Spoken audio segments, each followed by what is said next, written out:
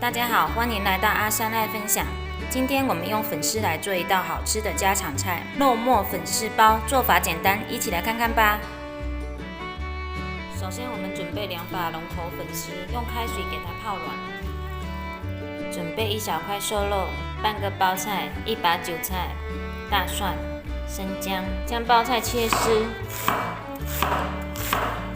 好，切好之后，我们先给它放入盘中备用。生姜切末，大蒜切片。好，切好之后，我们先放盘中备用。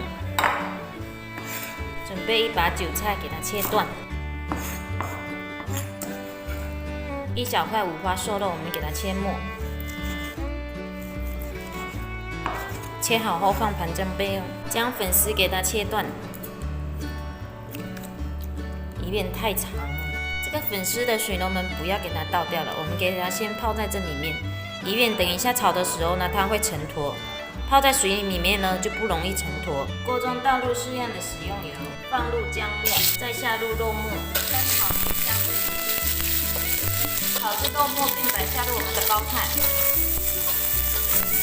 加入少许的清水，沿锅边倒入。接下来我们来简单的调一个味：1勺豆瓣酱，1小勺味精，少许的食用盐，1勺蚝油，少许生抽，翻炒均匀。炒至颜色稍微变红，现在开始下入我们的粉丝，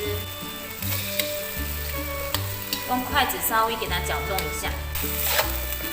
哇，香味扑鼻，隔壁都能闻到香味了。准备一个砂锅，开小火，倒入几滴香油，底层铺入韭菜段，将我们的粉丝给它放入砂锅中。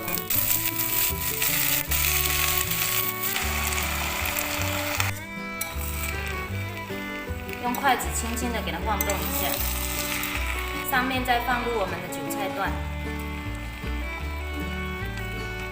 好，预热一下，准备开吃啊！哇，好香！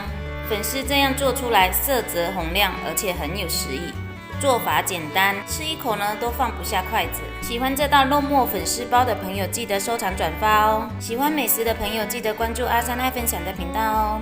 谢谢大家的支持。今天我们的视频就先分享到这里，我们下期视频再见。